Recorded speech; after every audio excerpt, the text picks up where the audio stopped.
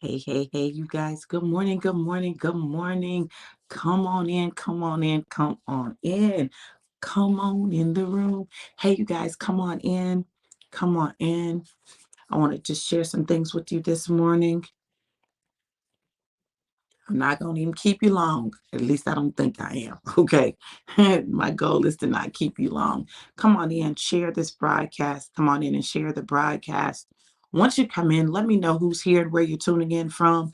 Who's here and where are you tuning in from? Let me try to share this.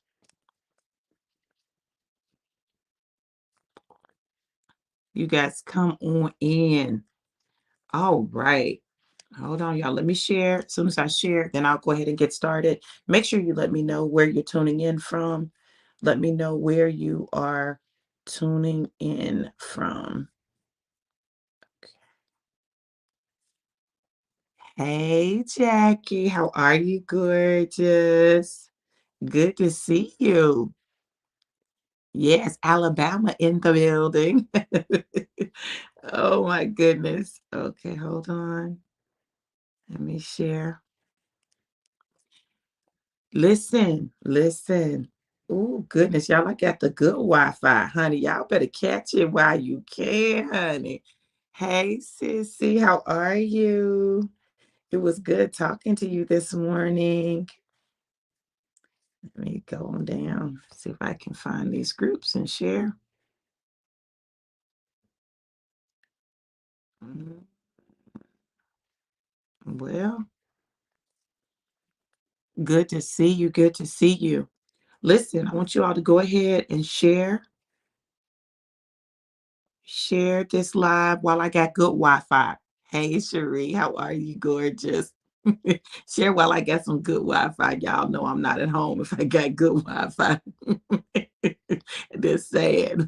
I'm working on it, but y'all know I live in the country. So, when I want good Wi-Fi, I have to come see a friend. Listen, listen. Oh my goodness. Okay, let me share. I got one more group to share to, and then I'm done and I'm ready. You guys make sure you share. Once you've shared, put in the comments shared. Put in the comments shared.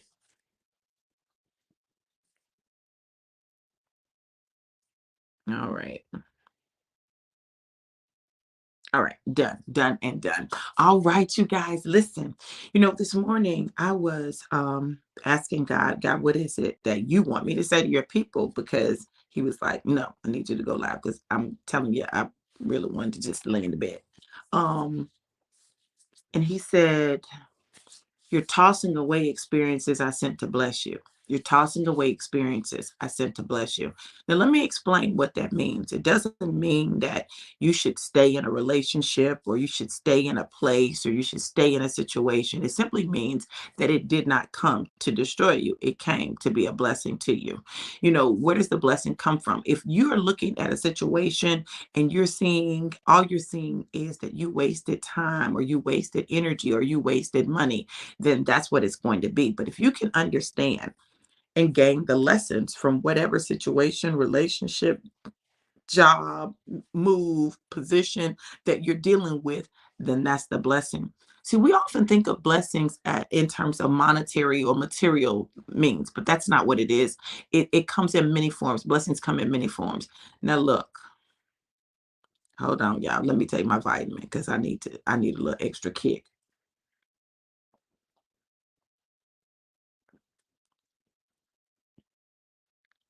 Tastes so good. Hold on.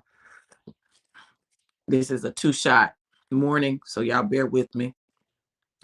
Um, mm, okay, God.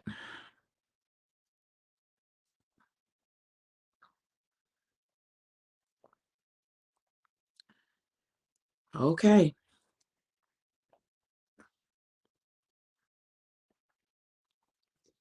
Okay.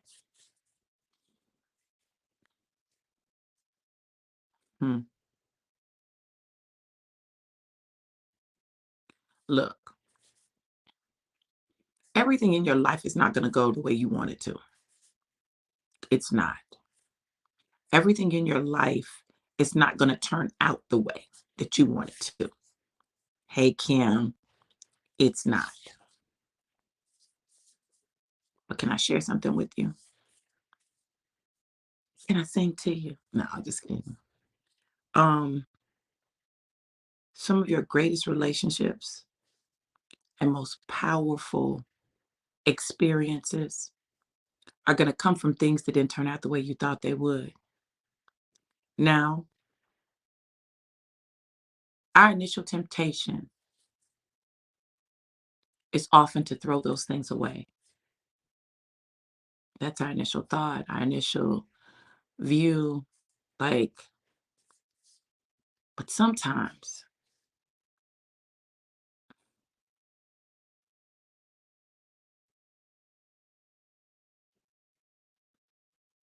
God is doing something bigger than we know.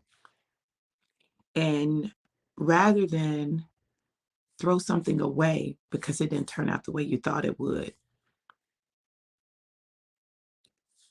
be present, be in the moment, and let God be God in every situation in your life.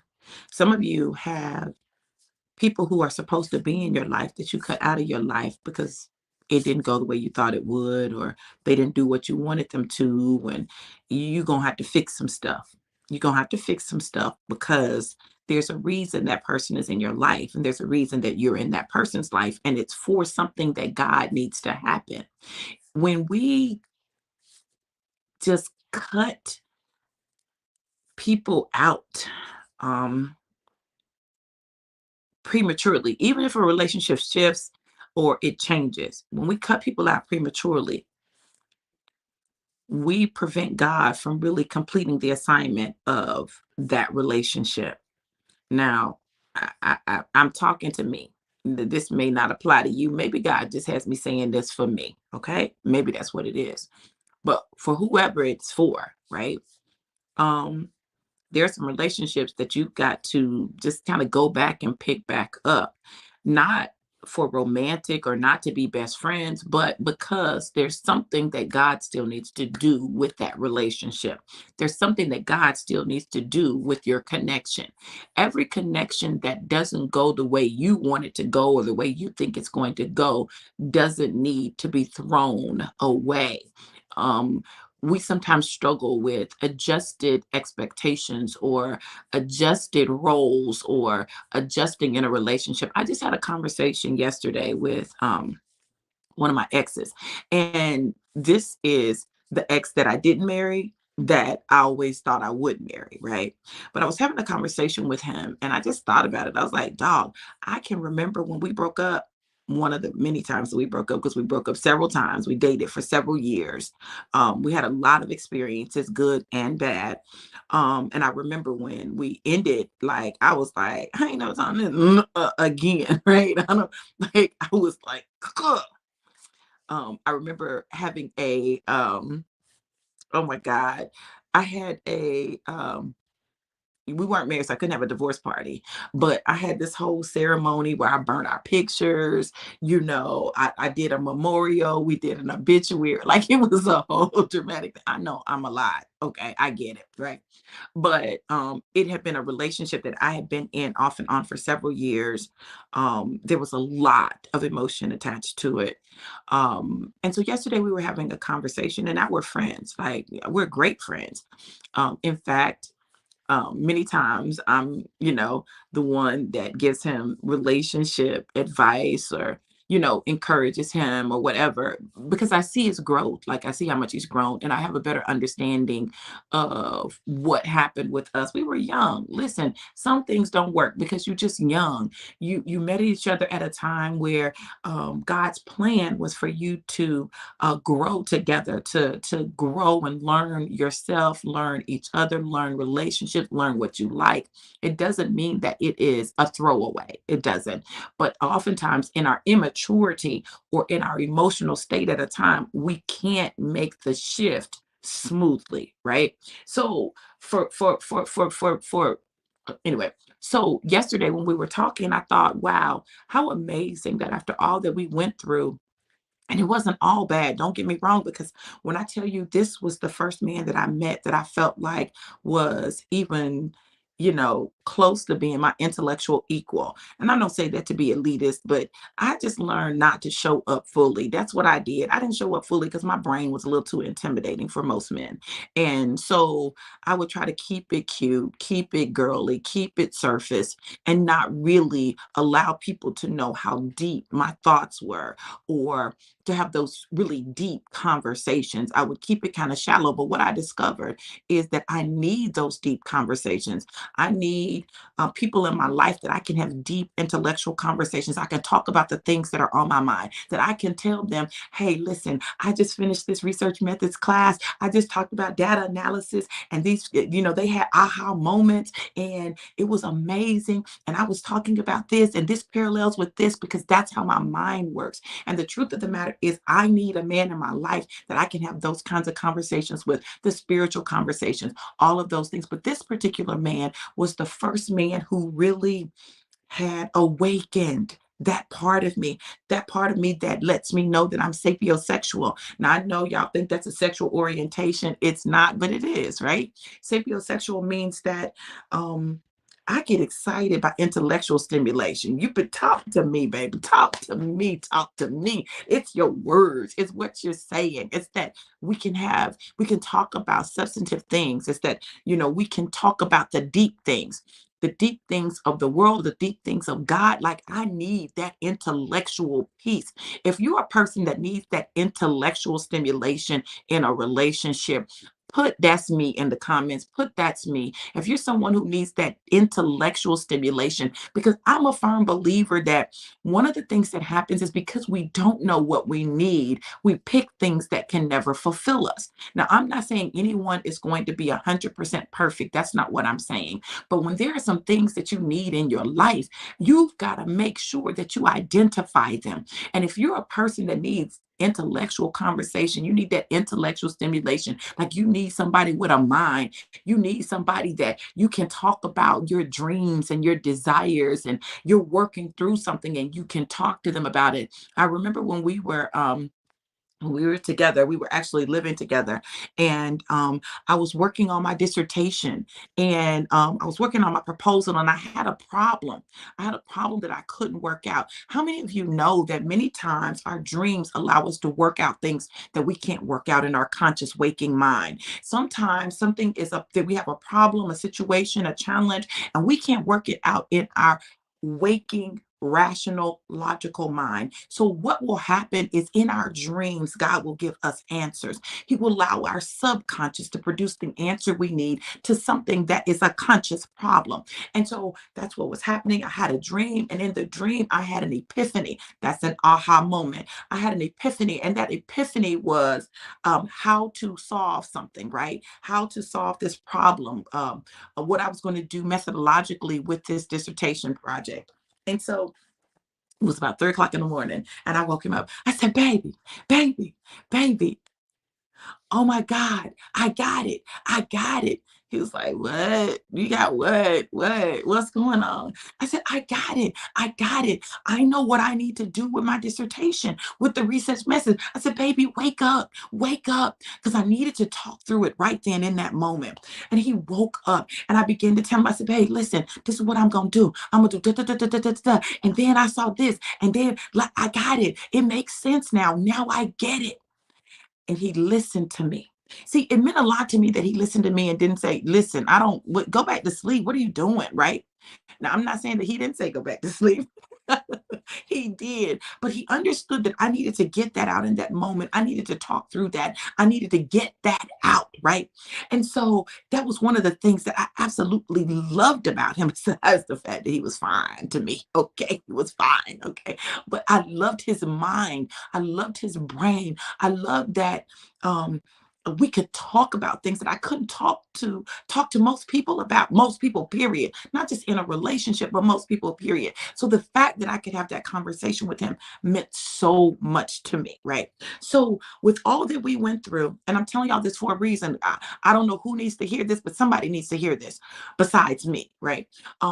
With all that we went through, the stuff that wasn't good, as I got older, as I matured, I realized that God used him to be the first person to allow me to open my heart up, right? Not all the way.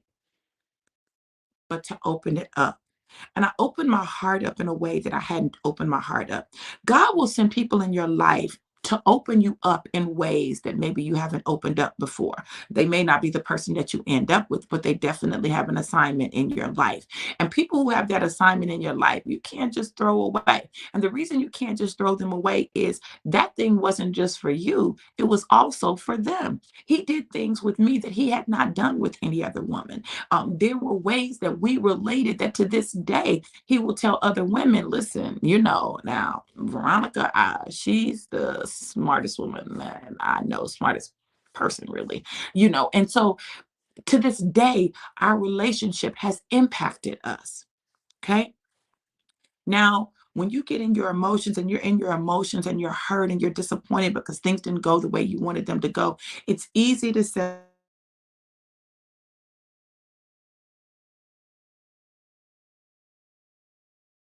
that's that disappointment talking.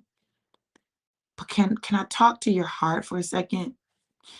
Your heart that loved someone enough to have them be your friend, loved someone enough to be in relationship with them, loved someone enough to share your deep, intimate thoughts with, loved someone enough to begin to bear your heart and your soul with. Don't throw it away. Don't do that.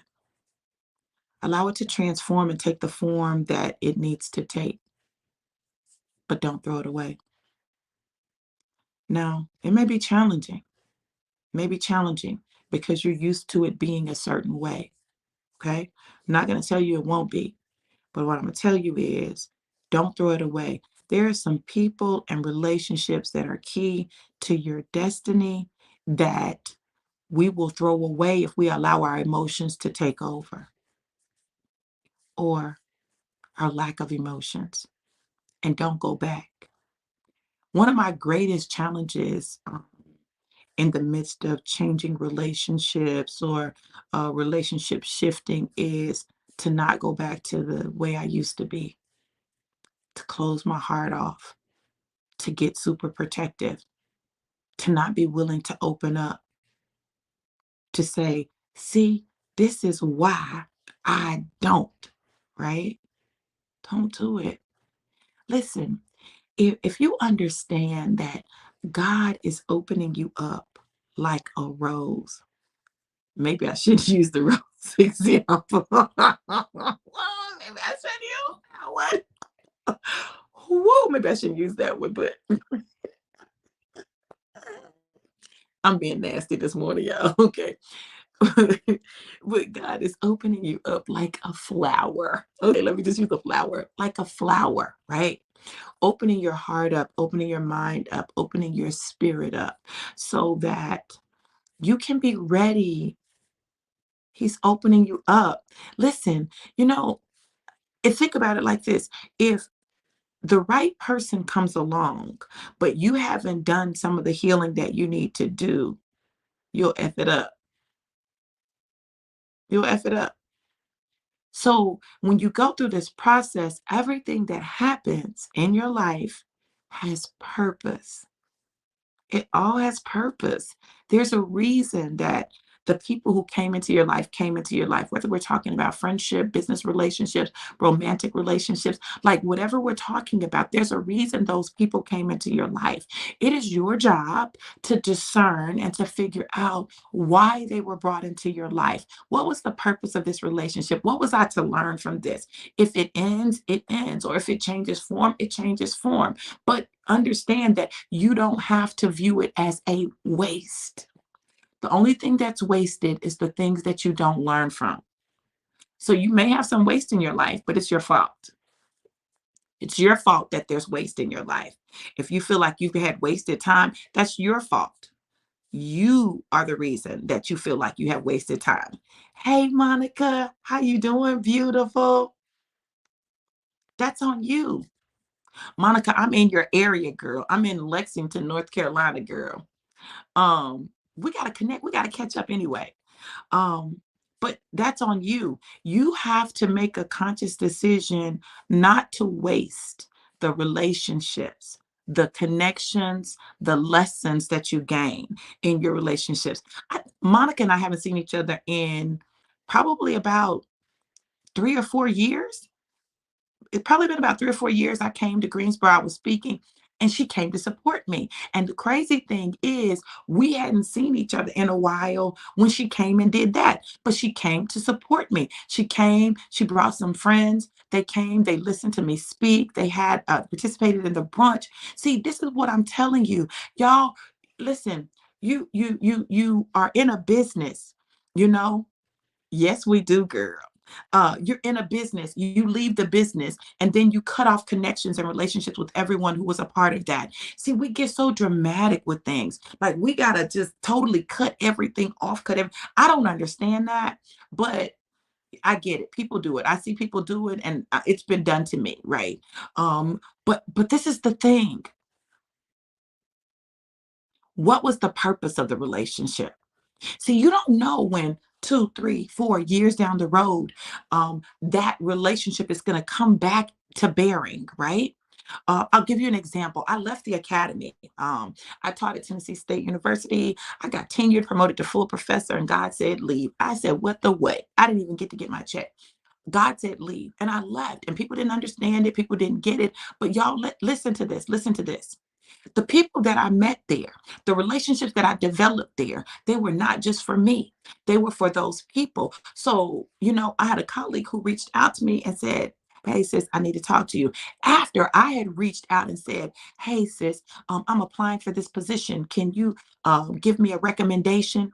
You've got to understand that you've got to stop burning all of your bridges. Every relationship that ends is not for a bridge to be burned. But in your disappointment and in your emotion, you may feel like, oh, forget them. I'm going to throw this away. This was a waste of time. They weren't no good. They were no good. They were this, they were that. Then why were you with them? Ask yourself that question. If the person was so bad and so horrible, what attracted you to them? Why were you in connection and relationship with them for as long as you were? No, it can't be that drastic. Come on, y'all. I had some people, and this is one of the lessons that I learned. Because when people love you, they love you. And when they done, they done. Okay. So one of the ways that people end relationships with people that they have great affection for, that they love, that they really care about, is they have to vilify them. They feel the need to vilify them, make them a villain, make them a bad person, make them these negative things so that they can separate themselves from the person and it makes sense to them. Okay, it's called cognitive dissonance. See, we have cognitive dissonance when we love someone, care about someone, but we've got to end the relationship. Now we got to justify it in our mind, because if your thoughts and your actions don't align, it's going to create dissonance. It's a disconnect. It doesn't make sense, right? So you have to, in your mind, find a reason why, I can't do this. Make the person a bad person. Make the person something that you don't want to connect with, that you don't want, when the truth of the matter is you want to be connected to the person, but for some reason you can't. For some reason it's got to change. So now you got to figure out how to make that make sense. um hey, Clustine, how you doing, gorgeous? This is probably Vicky that put this in here. And the peace of God, which surpasses all understanding, will guard your hearts and your minds in Christ Jesus. Absolutely. See, we set guard on our mind and our hearts. When listen, I'm gonna help somebody here today. I'm gonna help somebody. Listen, if you allow God to guide you and direct you, and God has guided you into connection with someone, there's always a reason and there's always purpose. If you find yourself in the place where God has put you in connection, in relation with someone, there's always a reason and a purpose. Don't take that lightly. Don't, and I'll be honest with you, if I'm honest, and y'all know I try to be very honest. Um, I was about to totally throw something away, for real, for real. And if I'm honest, can I be honest with y'all? Y'all let me know. Okay, Artesia. Y'all let me know if I can be honest. Can I be honest?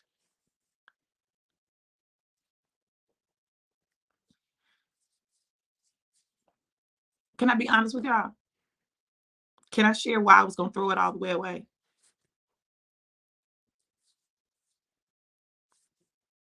Let me know.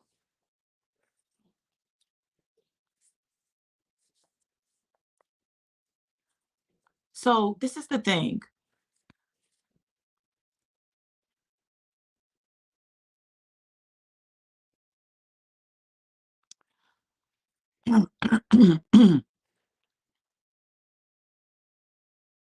I'm in a place in my life where I really am taking my destiny seriously. Okay. And when I open up my heart, when I open my heart up to you, when I allow you space, when I allow you access to me, when I open up and you do something that betrays that, you say something that minimizes that, or um, belittles that, or makes it seem like I'm not who I know I am and I've not done what I know I've done, I would rather just be good. I would rather just be good. Just be good. Just be good. Because then I feel like you denied my value or you minimized my value. So I was about to just, chuck them. Y'all know I'll chuck them. Chuck them. But this is the reality. When we do things and God is guiding us, we can never lose. Ever can't lose. When you are obedient to the Spirit of God and you open up your heart to someone, you can't lose. Even if they don't appreciate it, they don't value it, doesn't mean you continue to do it. It doesn't mean that you continue to give them access, but you don't lose anything. You don't lose. Do you know what tells us that we lost something? Our pride. Like, how dare you, right? Our pride. That's what that is. But when you get beyond the pride and you understand that God will use people, situations, and circumstances to grow you and to groom you for your destiny, for your next, for purpose, on purpose, and in purpose, then you can move differently. Um, it's so funny. Because y'all know I've been telling y'all that I'm falling in love with me, right? I'm falling in love with me anew, right? And I believe that God has been doing that intentionally. There was a time that the things that people would say and do would shake me, and make me say, well, am I this? Or did I do that? Now it doesn't. Why? Because I'm very honest with myself. I'm very honest with myself. I will tell myself, okay, okay, you tripping right there. Oh, you about to mess that up, right? And so because I'm honest with myself, I can face things, situations, people, allow people to have their experience of me, because how you experience me is how you experience me. That's your right. That's you. Okay. But it doesn't change who I am. And I know who I am. So a friend of mine was telling me, you know, um, you're an amazing woman. And this is what I know. I am. Like, I am. And I don't say it to be braggadocious. I say it because I know who I am, freaking dope. I'm dope. If I'm for you, I'm for you 120%. If I'm your friend, I'm your friend. Like, I got you. I got you when other people will throw you away. But what I discovered, what I realized was everybody doesn't move like that. Everyone doesn't move like that. And so when people don't move the way I move, I be like, I'm finna move, right? I know this. God is desiring to do some things in your life, and it is going to require you to connect back to some people that you disconnected from prematurely because God has something else to do. God has something else to do. He has something else to do. Something else. There's something that God desires to do in your life, and He is waiting for you to be in position for Him to do it. He had to use that person to open you up to relationship. Y'all know I don't really, my preference, I'm just being real with y'all, is not to really fool with women like that. Like, and then God has me dealing with who? Women. Tough, tough women. I'm like, God, why you got me dealing with women? Women are these emotional creatures. Like, they be so dramatic. Like, I don't want to deal with them. They do too much. Like, I'll be like, oh my God. Oh, stuff is competition. That ain't competition. We ain't in no competition. I'm not competing with you. I'm my competition. Be yours. Okay. So when we find ourselves in places, in our places of greatest struggle, are always our places of ministry. Isn't that crazy? Our places of greatest struggle are always our places of ministry. So that's the place where God will put you. That's the place where God needs you. That's the place. So stop running from situations where God is calling you to be. Be there, be present. That doesn't mean that you got to go back and rekindle all these old relationships. I'm not saying that at all. Believe me, I'm not, because I'm not doing that. But what I am saying to you is that God will order your steps. Don't throw things away prematurely, only to have to go back and rekindle. Okay. So make sure that you're hearing from God. Make sure that you're moving the way God needs you to move in the first place, so you don't have to go back in the second place. Okay. God is trying to shift us in this season and grow us up and mature us. This is about maturity. This is about being a grown A woman or a grown A man, owning your stuff, being responsible, being accountable, and moving forward appropriately. That's what this is about. So today, make a conscious decision that you will live your life from a place of not only authenticity, but from a place of maturity. Say, God, show me where I need to grow up. God, show me what I need to fix. God, show me what I need to rekindle or redress or, figure out how it's supposed to work. Show me that, and watch what God does.